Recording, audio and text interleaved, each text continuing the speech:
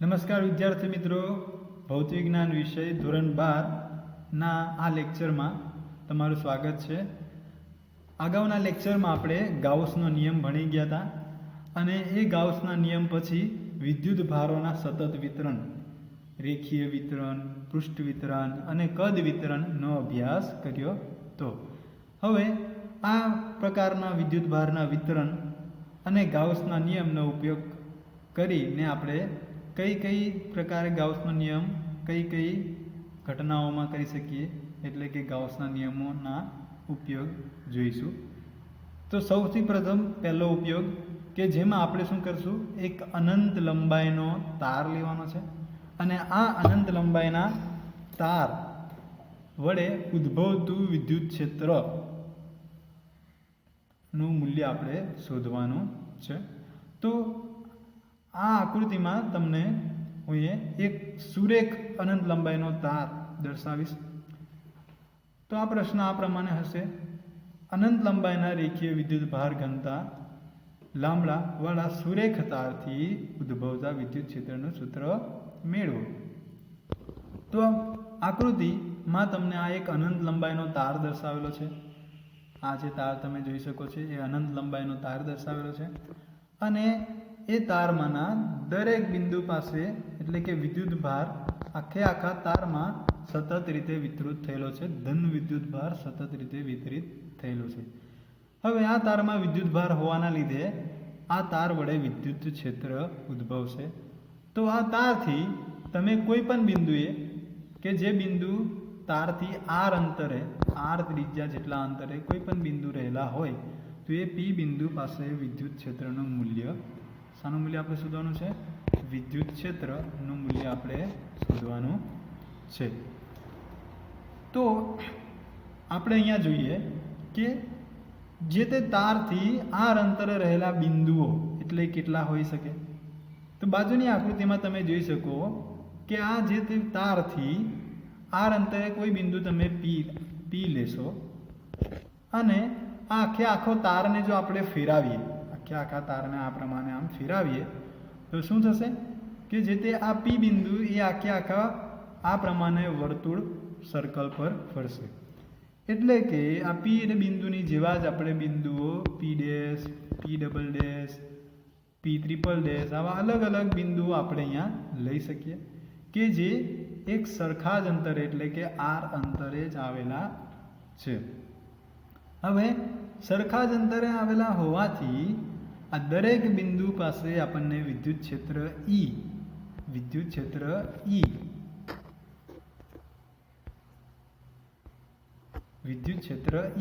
નું મૂલ્ય કેવું મળશે આપણને? સમાન. દરેક બિંદુ પાસે વિદ્યુત ક્ષેત્ર E નું મૂલ્ય આપણને મળશે, સમાન મળશે. જેથી આપણે એવું કહી શકીએ કે આ બધાય બિંદુઓ વિદ્યુત ક્ષેત્રની દ્રષ્ટિએ બિંદુ પી કે કયું બિંદુ આપણે લઈએ છીએ તેનાથી મતલબ નથી રાખતો. શાનાથી મતલબ રાખે છે? કે જે તે તમારા વર્તુળની ત્રિજ્યા કે જે નળાકાર ગાઉસિયન સપાટી તમે અહીંયા ધારો છો એ નળાકાર ગાઉસિયન સપાટીની ત્રિજ્યા, જો ત્રિજ્યા બદલાય તો વિદ્યુત ક્ષેત્રનું મૂલ્ય પણ બદલાશે. જો તમે પી બિંદુ કોઈ ચોક્કસ અંતરે આર અંતરે રહેલું જ પી બિંદુ બદલશો તો વિદ્યુત ક્ષેત્રનું મૂલ્ય બદલાશે નહીં. તો આપણે હવે આ જ થિયરીમાં શું કરીશું કે આર અંતરે રહેલું એક ગાઉસિયન પૃષ્ઠ ધારીશું. તો તમે અહીંયા આર અંતરે કોઈ એક ગાઉસિયન પૃષ્ઠ જો લઈએ, આપણે અનંત લંબાઈનો તાર હોવાથી આ ગાઉસિયન પૃષ્ઠની લંબાઈ પણ આપણે અનંત લંબાઈ એવું લઈ શકાય, પણ આપણે પરિમિત લંબાઈનું ગાઉસિયન પૃષ્ઠ એટલે કે લંબાઈ કેટલી, કોઈ ચોક્કસ લંબાઈ એલ જેટલી લંબાઈ આપણે પરિમિત લંબાઈ લઈશું.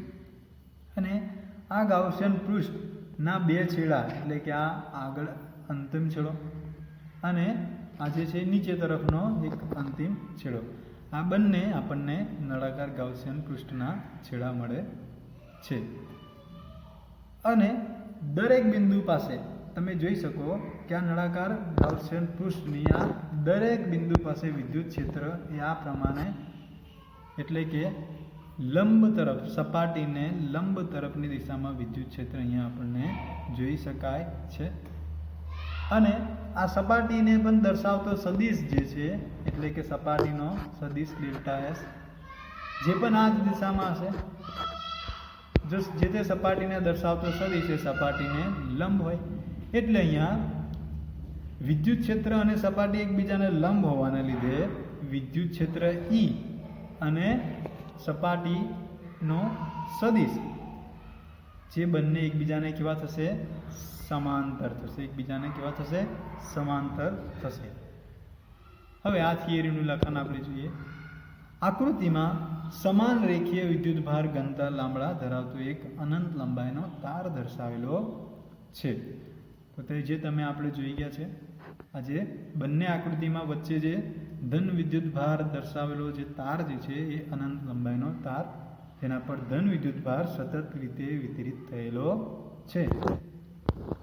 જો ઓને કેન્દ્ર અને ઓપી ત્રિજ્યા લઈ તારની આસપાસ પી ને ઘુમાવતા P, P dash, P double dash, P triple dash જેવા બિંદુઓ પરિધ પર આપણને મળશે. અને આ દરેક બિંદુ પાસે વિદ્યુત ક્ષેત્રનું મૂલ્ય આપણને સરખું મળશે. તાર અનંત લંબાઈનો હોવાથી વિદ્યુત ક્ષેત્ર તારની લંબાઈ પી ના સ્થાન પર આધારિત નથી, પરંતુ આર જે છે એટલે કે તમારી ત્રિજ્યા પર આધારિત છે.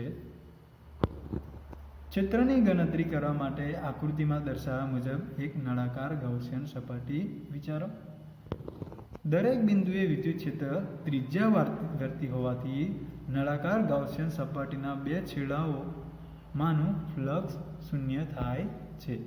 તો આપણે જોઈએ કે જે નળાકાર ગૌસિયન સપાટીનો તમે જે છેડો વિચારો છો ત્યાં વિદ્યુત ક્ષેત્ર કઈ દિશામાં છે? આ તરફની દિશામાં. અને ક્ષેત્રફળનો સદિશ એટલે કે ડેલ્ટા એસ એ કઈ દિશામાં મળશે? આ તરફની દિશામાં. એટલે અહીંયા જોઈ શકાય છે કે વિદ્યુત ક્ષેત્ર અને ડેલ્ટા એસ એકબીજાને કેવા થશે? લંબ. લંબ થવાના લીધે ખૂણો કેટલાનો આવશે? 90 ડિગ્રીનો. અને જેથી જે ગાઉસના નિયમનું ઇક્વેશન હતું એટલે કે phi is equal to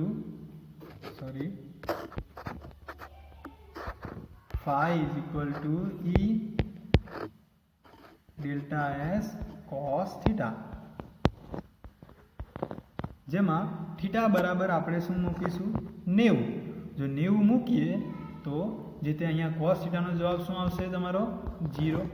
જેથી આખું તમારું જે તે ફ્લક્સ phi નું મૂલ્ય આપણને કેટલું મળે કહેવાય? 0. એટલે કે જે પણ તમે આ નળાકાર ગૌસિયન સપાટી ધારો છો એના છેડાઓ એટલે આ નીચે તરફનો છેડો અને ઉપર તરફનો છેડો અને આ નીચે તરફનો છેડો, આ બંને છેડા વડે ઘેરાતું જે ફ્લક્સ એ કેટલું થયું આપણને મળ્યું? 0. એટલે કે નળાકાર ગૌસિયન સપાટીના છેડાઓ વડે ફ્લક્સ 0 મળે છે. જે આ ઊભી સપાટીઓ રહેશે આ તરફની અને આ તરફની અને આખી ગોળીય સપાટી પરની જે સપાટી પર જ આપણને વિદ્યુત ફ્લક્સનું મૂલ્ય મળશે. તો બંને છેડાઓમાંનું ફ્લક્સ 0 થાય છે. જો નળાકારની લંબાઈ L અને ત્રિજ્યા R હોય તો નળાકારની વક્ર સપાટીનું ક્ષેત્રફળ ગાણિતીય રીતે કેવી રીતે દર્શાવાશે? 2πr × L. નળાકારની વક્ર સપાટીએ વિદ્યુત ક્ષેત્ર E એ દરેક બિંદુએ લંબ છે અને તેનું મૂલ્ય કેવું રહેશે? સમાન. તેથી ગાઉસના નિયમ પ્રમાણે આપણે સૂત્ર કંઈક આ પ્રમાણે લખી શકીએ. phi is equal to E dot delta S, અને જેને મૂલ્ય સ્વરૂપે બંને પરસ્પર લંબ હોવાથી ખૂણો 0 મળશે, જેથી cos 0 બરાબર 1. તેથી E delta S cos થીટામાં cos 0 એ 1 થશે એટલે E into delta S equation મળે આપણું. અને જે ડેલ્ટા એસ જે છે એ નળાકાર ગૌસિયન સપાટીનું ક્ષેત્રફળ જે છે એટલે શું મળશે આપણને? 2πrl. તો એની એસ ડેલ્ટા એસની જગ્યાએ 2πrl ઇક્વેશનમાં મૂકાશે. અને ગાઉસિયન ગાઉસના નિયમ માટે ફાઈની જગ્યાએ સમેશન ક્યુ, આ જે છે સમેશન છે, સમેશન ક્યુના છેદમાં એપ્સિલોન 0. હવે જે વિદ્યુત ભાર સમેશન ક્યુ જે છે એ આપણે વિદ્યુત ભારના રેખીય વિતરણ પ્રમાણે લામડા બરાબર ક્યુના છેદમાં એલ એવું હતું. એમાં ક્યુને સૂત્રનો કરતા બનાવીએ તો ક્યુ બરાબર શું થાય? લામડા ગુણ્યા એલ. તો એ લામડા ગુણ્યા એલ સમેશન ક્યુના સ્થાન પર આપણે લામડા ગુણ્યા એલ હવે મૂકીએ છે. તો આ સમીકરણ હવે કંઈક આ પ્રમાણે લખાશે, જેમાં આપણે હવે ઈને સૂત્રનો કરતા બનાવીશું. તો ઈ બરાબર શું મળશે? Lambda over 2πε0 into R. જે સદિશ સ્વરૂપે આપણે આ વિદ્યુત ક્ષેત્રને દર્શાવવું હોય તો ઈના ઉપર સદિશ દર્શાવવું પડે. સમતલનો સદિશ એટલે કે યુનિટ વેક્ટર n આ પ્રમાણે દર્શાવી શકાશે, જે તમે જોઈ શકો છો. તો આ આપણે શું કર્યું છે કે સતત રીતે વિદ્યુત ભારિત એ અનંત લંબાઈના એક તાર વડે ઉદ્ભવતું વિદ્યુત ક્ષેત્ર ઈનું મૂલ્ય અને તેની દિશા આપણે અહીંયા શોધી છે. ત્યાર પછી આપણે અગાઉની થિયરી કે એક અનંત સમતલ, એક આખું આપણે અનંત લંબાઈ ધરાવતું વિદ્યુત ભારિત સમતલ લેવાનું છે અને આ સમતલ વડે ઉદ્ભવતું વિદ્યુત ક્ષેત્રનું સૂત્ર મેળવવાનું છે. તો તમે આકૃતિમાં અહીંયા જોઈ શકો છો કે એક અનંત લંબાઈનું સમતલ લીધેલું છે. જે આ સમતલ છે એ અનંત લંબાઈનું છે. ઉગમ બિંદુને અનુલક્ષી ને આ જે અક્ષ છે જેને આપણે x તરીકે લઈશું, આ જે અક્ષ છે એને y તરીકે આપણે લઈશું, આ જે અક્ષ છે એને આપણે છેદ તરીકે લેવાનું છે. તો આપણે એવું ધારીએ છીએ કે જે x દિશા છે એટલે આ x દિશા ને આ સમતલ એ લંબ દિશામાં છે. લંબ એટલે કઈ દિશામાં? z તરફની દિશામાં છે.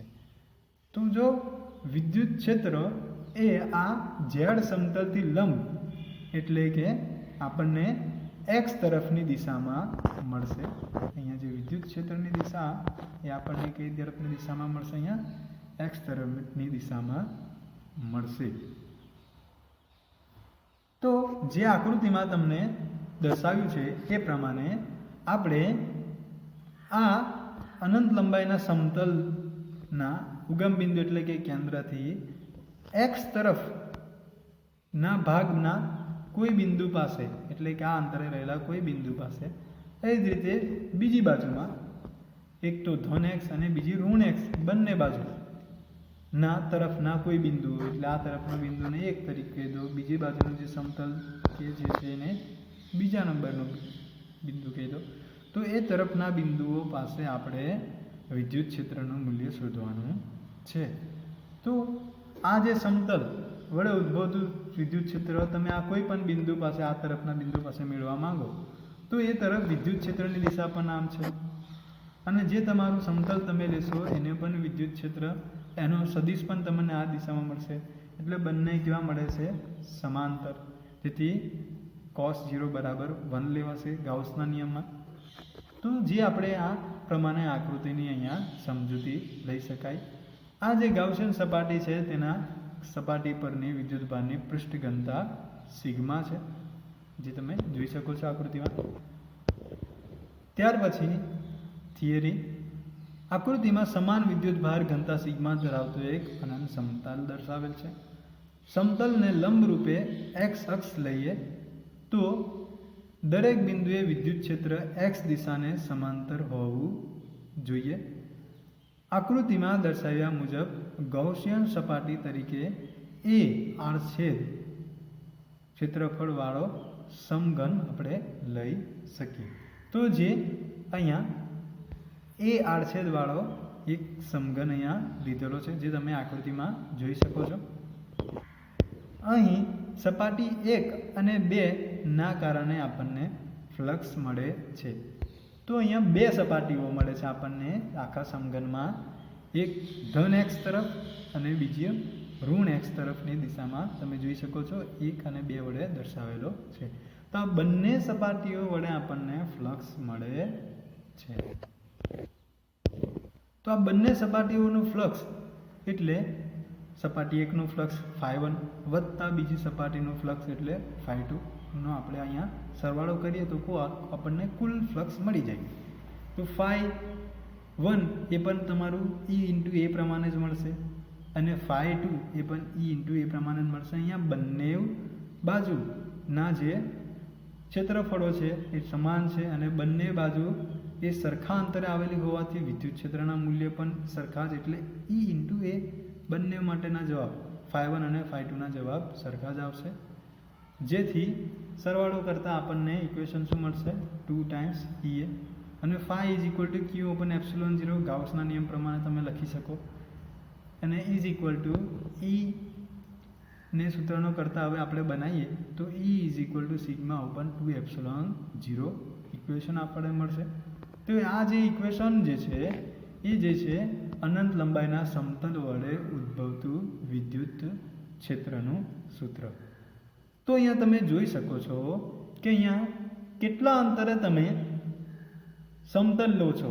ગાઉસિયન સપાટી પરનું જે આપણે સમતલ ધ્યાને લીધું છે એ કેટલા અંતરે લીધું છે એના આ સમીકરણમાં આરનો ઉલ્લેખ આવતો નથી. જેથી એવું જ કહી શકાય કે જે તે વિદ્યુત ક્ષેત્રનું મૂલ્ય એ આ સમતલથી તમારું બિંદુ x, આ જે સમતલ જે છે આનાથી તમારું બિંદુ x એ કેટલા અંતરે રહેલું છે એના પર આધાર રાખતું નથી.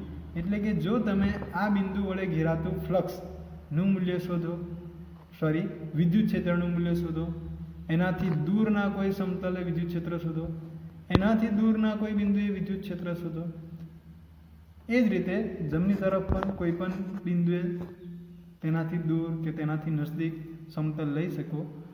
તો આ દરેક બિંદુએ વિદ્યુત ક્ષેત્રનું મૂલ્ય તો કેવું મળશે આપણને? સમાન. કારણ કે વિદ્યુત ક્ષેત્રનું મૂલ્ય એ અહીંયા x પર આધારિત નથી એવું આપણે અહીંયા કહી શકીએ છીએ. જે આપણે અહીંયા સમીકરણ સ્વરૂપે પણ અહીંયા સાબિત કર્યું છે કે વિદ્યુત ક્ષેત્ર Eનું મૂલ્ય એ σ/ε0 પ્રમાણે મળશે. અગાઉની જે થિયરીની વાત કરી હતી એટલે કે પહેલી થિયરી કે જેમાં તમે ઇક્વેશનમાં જોઈ શકો છો કે અહીંયા R આવે છે, સમીકરણમાં R આવે છે. જેથી એવું કહી શકાય કે વિદ્યુતભારના રેખીય વિતરણમાં વિદ્યુત ક્ષેત્રનું અનંત લંબાઈનો તારવાળું જે રેખીય વિતરણ આપણે જોયું હતું એમાં વિદ્યુત ક્ષેત્રનું મૂલ્ય એ તમારું બિંદુ તારથી કેટલા અંતરે આવેલું છે એટલે કે R અંતરની સાથે સંબંધ ધરાવે છે. જ્યારે એ જ રીતે અનંત સમતલ વડે સંબંધ દર્શાવતું નથી. ત્યાર પછી નેક્સ્ટ થિયરી, સમાન વિદ્યુત ભારિત ગોળાકાર કવચના લીધે ઉદ્ભવતા વિદ્યુત ક્ષેત્રનું સૂત્ર મેળવો. તો આ થિયરીમાં આપણે એક ગોળાકાર કવચ લેવાની છે. ગોળાકાર કવચની સંપૂર્ણ સપાટી પર ધન વિદ્યુત ભાર વિતરિત થયેલો છે એવું આપણે ધારવાનું છે. તો જે પણ આપણે ગોળાકાર સપાટી લઈશું તો એ ગોળાકાર સપાટી જ્યાં તમે આકૃતિમાં જોઈ શકો છો, જે આકૃતિમાં આ જે કેપિટલ R ત્રિજ્યાનો ગોળાકાર એટલે કે વર્તુળ દર્શાવ્યું છે એ તમારે ગોળાકાર સપાટી લેવાની છે. અને આ ગોળાકાર સપાટી ગોળાકાર કવચની સપાટી પર દરેક બિંદુ પાસે વિદ્યુત ભાર આ પ્રમાણે સતત રીતે વિતરિત થયેલો છે. તો આપણે અહીંયા વિદ્યુત ક્ષેત્ર એ બે બિંદુઓ પાસે મેળવી શકીએ. એક તો એવું બિંદુ હોઈ શકે કે જે આ ગોળાકાર સપાટીની આ બહાર તરફ હોય, એટલે જોઈ શકો છો તમે અહીંયા આકૃતિમાં એ બહાર તરફ દર્શાવેલું છે. અને બીજું એવું બિંદુ હોઈ શકે કે આ ગોળાકાર સપાટીની અંદર તરફ હોય. તો આપણે ગોળાકાર સપાટી માટે એટલે કે ગોળીય કવચ માટે વિદ્યુત ક્ષેત્રનું મૂલ્ય એ બે બિંદુઓ પાસે શોધીશું. એક તો ગોળીય કવચની બહારના બિંદુ પાસે એટલે કે આ બિંદુ બહાર તરફ આવેલા બિંદુ, અને ગોળીય કવચની અંદર તરફના બિંદુ પાસે વિદ્યુત ક્ષેત્ર. તો આ જે તે માટે આપણે અહીંયા આ પહેલી થિયરીમાં પહેલા ભાગમાં ગોળાકાર કવચનું જે પી બિંદુ જે છે, અહીંયા તમે જોઈ શકો છો પી બિંદુ એ આ ગોળાકાર કવચની બહાર આવેલું છે. એટલે કે આ પી બિંદુનું અંતર એટલે જે ત્રિજ્યા દરેક બિંદુ હવે આ આખા ગોળા પર ક્યાંય પણ લઈ શકાય. તો એ પી બિંદુ એ કેટલા અંતરે આવેલું છે? સ્મોલ આર જેટલી ત્રિજ્યા વાળું એક ગાઉસિયન પૃષ્ઠ રચે છે. તો આ સ્મોલ આર જે છે એ તમે જોઈ શકો છો કે આ કેપિટલ આર કરતાં કેવો છે? મોટો.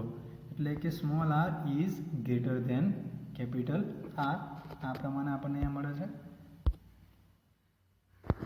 અને જેથી આપણે એવું કહી શકીએ, જો આર સ્મોલ આર એ કેપિટલ આર કરતાં મોટો એટલે કે small R is greater than capital R હોય તો બહારના બિંદુએ વિદ્યુત ક્ષેત્ર આપણે શોધીશું. આ સપાટી પર પણ આપણે વિદ્યુત ભારની પૃષ્ઠ ઘનતા સિગ્મા તરીકે લઈશું. અને બહારના બિંદુ પી ને અનુલક્ષીને જે પણ આપણે ગાઉસિયન સપાટી લઈએ છીએ, જે પણ તમને આકૃતિમાં અહીંયા દર્શાવેલી છે. તો થિયરી આપણે જોઈએ. ગોળાકાર કવચની બહારના બિંદુએ વિદ્યુત ક્ષેત્ર. તો આકૃતિમાં દર્શાવ્યા મુજબ કેપિટલ આર ત્રિજ્યાની પાતળી ગોળાકાર કવચ પર વિદ્યુત ભાર ઘનતા સિગ્મા છે. કવચની બહાર આર અંતરે પી બિંદુએ વિદ્યુત ક્ષેત્ર આપણે શોધવું છે. આર ત્રિજ્યાના ગૌસિયન ગોળાકાર સપાટી પરના બધા બિંદુઓ સમતુલ્ય હોવાથી વિદ્યુત ક્ષેત્ર સમાન મળશે. એટલે કે આર બિંદુ પર તમે સ્મોલ આર ત્રિજ્યાના કોઈ પણ બિંદુ પાસે, જે અહીંયા સ્મોલ આર ત્રિજ્યાનું વર્તુળ તમે જોઈ શકો છો, એના કોઈ પણ બિંદુ પાસે પી એ બિંદુ તમે આ ગૌસિયન સપાટીના કોઈ પણ બિંદુ પાસે લઈ શકો. તો દરેક બિંદુ પાસે વિદ્યુત ક્ષેત્ર કેવું મળશે? સમાન. આથી દરેક બિંદુએ ઈ એટલે કે વિદ્યુત ક્ષેત્ર અને ક્ષેત્રફળ ડેલ્ટા એસ એ કેવા મળશે આપણને? સમાંતર. તેથી flux delta phi is equal to E into delta S cos theta. જે સમીકરણ આપણે ગાઉસના નિયમ પ્રમાણે આ પ્રમાણે લખી શકીએ કે delta phi is equal to integration E into delta એસમાં E delta S cos theta પ્રમાણે મળે, અને કોસ થીટામાં થીટા 0 મળવાથી cos theta is equal to 1 થઈ જશે. તો સૂત્ર તમારું ડેલ્ટા ફાઈ બરાબર ઈ ઇન્ટુ ડેલ્ટા એસ એ પ્રમાણે અહીંયા ઇક્વેશન મળશે.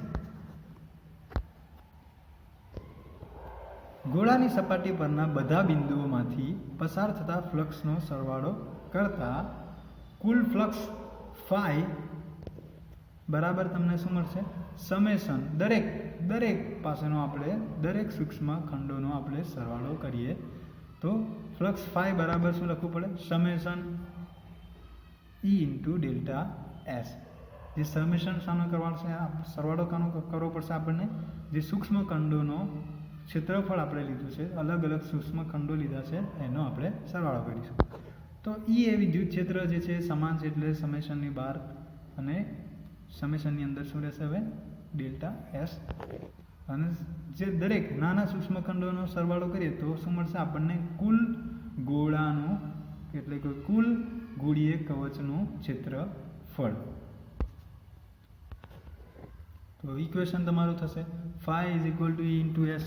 અને જ્યાં એસ જે છે એ શું મળશે? તો આપણને જે ગોળીય કવચ એસ જે છે એ ગોળીય કવચનું ક્ષેત્રફળ મળશે. જ્યારે પણ તમે અહીંયા આપણે ધ્યાને લેવા જેવું છે કે આ સમીકરણમાં જે વિદ્યુત ક્ષેત્ર છે એ તમારા જે તે વિદ્યુત ભાર, જે ગોળીય કવચ પરનો જે વિદ્યુત ભાર જે છે એના લીધે ઉદ્ભવે છે. એટલે જ્યારે પણ વિદ્યુત ક્ષેત્રને ધ્યાને લેવામાં આવે ત્યારે તમારે ત્રિજ્યા કેપિટલ આર લેવાની, અને જે ડેલ્ટા એસ જે તમારું છે એ ગાઉસિયન સપાટીનું ક્ષેત્રફળ દર્શાવે છે. એટલે કે જ્યારે પણ તમારે ડેલ્ટા એસને અનુલક્ષીને ત્રિજ્યા તમારી આવે ત્યારે તમારે કઈ લેવાની છે? સ્મોલ આર લેવાની છે. તો અહીંયા આપણે આગળની થિયરીમાં એ બાબતનો ઉલ્લેખ સમજીશું. તો અહીંયા તમે જોઈ શકો છો કે જે ડેલ્ટા અહીંયા એસનું ક્ષેત્રફળ આપણે જે લીધું છે એમાં શું કર્યું, ગાઉસિયન સપાટીનું ક્ષેત્રફળ એટલે કે ત્રિજ્યા તમારી 4πr² માં સ્મોલ આર વડે દર્શાવી છે. ત્યાર પછી આપણે ગાઉસના નિયમ પરથી φ=q/ε0 માં q ને આપણે વિદ્યુતભારની પૃષ્ઠ ઘનતા પ્રમાણે સિગ્મા × ડેલ્ટા એસ વડે દર્શાવી શકીએ. તો હવે જે ડેલ્ટા એસ હવે જે અહીંયા ગાઉસિયન પૃષ્ઠ વડે ઘેરાતું જે ફ્લક્સ જે છે એ માટે જે ડેલ્ટા એસનું જે અહીંયા ક્ષેત્રફળ આપણે લઈશું એ વિદ્યુત ક્ષેત્રના આધારે ઘેરાતું ફ્લક્સને આપણે ધ્યાનમાં લેવાનું છે, જેથી આપણે શું લેવાનું છે, કેપિટલ આર. તો જેથી આપણે અહીંયા ડેલ્ટા એસની જગ્યાએ શું લખીશું, 4πR², જ્યાં આપણે ગોળીય કવચનું ક્ષેત્રફળ અત્યારે ધ્યાનમાં લીધું છે. તો સમીકરણ 1 અને 2 બંનેને આપણે સરખાઈએ. તો સમીકરણ જે પહેલું હતું એ આ પહેલું જે સમીકરણ તમે જોઈ શકો છો, અને ત્યાં નીચે તમારી પાસે આ બીજું સમીકરણ પણ છે. આ બંને સમીકરણોને સરખાવતા એટલે કે બંનેને બરાબરની બંને તરફ મૂકતા તમે સમીકરણ જોઈ શકો છો સ્ક્રીન પર. ત્યાર પછી આપણે ને સમીકરણનો સૂત્રનો કરતા બનાવીએ તો સિગ્મા × R²/ε0 × સ્મોલ r², આ પ્રમાણે તમારું સમીકરણ મળશે. અને જ્યાં આપણે સિગ્મા બરાબર q/4πR², જે વિદ્યુતભારના પૃષ્ઠવર્તન પ્રમાણે મૂકીએ તો ઇક્વેશન તમને મળશે q/4πε0 સ્મોલ r². તો અહીંયા પણ તમે જોઈ શકો છો કે મળતું વિદ્યુત ક્ષેત્ર એ r² સાથે સંબંધ ધરાવે છે. એટલે કે ગાઉસિયન સપાટી તમારી કેટલા અંતરે છે એ અંતર સાથે સંબંધ ધરાવે છે. તો રેખીય વિતરણમાં અંતર r ના વ્યસ્ત પ્રમાણમાં હતું, જે તે ગોળીય કવચનું વિદ્યુત ક્ષેત્ર એ 1/r² ના સમપ્રમાણમાં એટલે કે r² ના વ્યસ્ત પ્રમાણમાં આપણને મળ્યું છે. અને જે સમતલ વડે ઉદ્ભવતું વિદ્યુત ક્ષેત્ર એ r સાથે સંબંધ દર્શાવતું નથી, એટલે કે r થી સ્વતંત્ર છે એવું આપણે અહીંયા કહી શકીએ. આવા પ્રશ્નો તમારા MCQ પ્રકારના પ્રશ્નોમાં હોઈ શકે કે વિદ્યુત ક્ષેત્ર ગોળીય કવચનું એ અંતર સાથે કેવી રીતે સંબંધ દર્શાવે છે, સમતલનું વિદ્યુત ક્ષેત્ર કેવી રીતના દર્શાવે છે, અને અનંત લંબાઈના તારનું વિદ્યુત ક્ષેત્ર અંતર સાથે કેવી રીતના સંબંધ દર્શાવે છે. તો જે માટે તમારે યાદ રાખવાનું કે જે તે અનંત લંબાઈના તાર માટેનું વિદ્યુત ક્ષેત્ર એ 1/r સાથે સંબંધ દર્શાવે છે. સમતલ વડે ઉદ્ભવતું વિદ્યુત ક્ષેત્ર એ r સાથે સંબંધ દર્શાવતું નથી. અને ગોળીય કવચ વડે ઉદ્ભવતું વિદ્યુત ક્ષેત્ર એ પણ ક્યારે, જ્યારે ગાઉસિયન સપાટી તમે બહાર તરફ લો ત્યારે અંતર સાથે 1/r² પ્રમાણે સંબંધ ધરાવે છે. ત્યાર પછી આપણે જોઈએ ગાઉસિયન સપાટી માટે ગોળીય કવચના અંદરના કોઈ બિંદુ P પાસે વિદ્યુત ક્ષેત્રનું મૂલ્ય શોધવાનો પ્રયાસ કરીશું. તો ગોળાકાર કવચના અંદરના બિંદુએ વિદ્યુત ક્ષેત્ર, કવચની અંદરના કેન્દ્રથી r જેટલા અંતરે P બિંદુએ આપણે વિદ્યુત ક્ષેત્ર શોધવું છે. તો જે માટે આકૃતિ તમે અહીંયા સ્ક્રીન પર જોઈ શકો છો કે જે બહાર તરફનું વર્તુળ જે છે જેને ઘાટું દર્શાવ્યું છે એ તમારું છે ગોળીય કવચ, જેના પર વિદ્યુતભાર સતત રીતે વિતરિત થયેલો છે અને વિદ્યુતભારની પૃષ્ઠ ઘનતા સિગ્મા છે.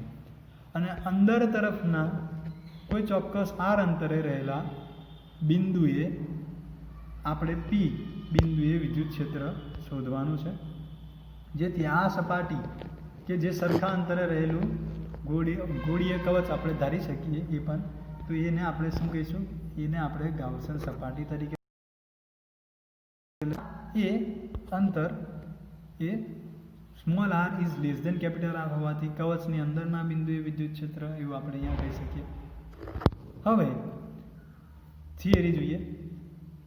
r ત્રિજ્યાની ગોળાકાર ગાઉસિયન સપાટી લેતા તેમાં ઘેરાતો કુલ વિદ્યુત ભાર કેવો મળે છે આપણને? 0. તો તમે જોઈ શકો છો અહીંયા આકૃતિમાં કે જે બધો વિદ્યુત ભાર જે છે, દરેક વિદ્યુત ભાર એ આ સપાટી પર છે, ગોળીય કવચની આ સપાટી પર. આમ આપણે દર્શાવવું હોય તો દર્શાવી શકીએ. પરંતુ જે આપણે ગાઉસિયન સપાટી લઈએ છીએ એ ક્યાં લીધી છે? અંદર તરફ.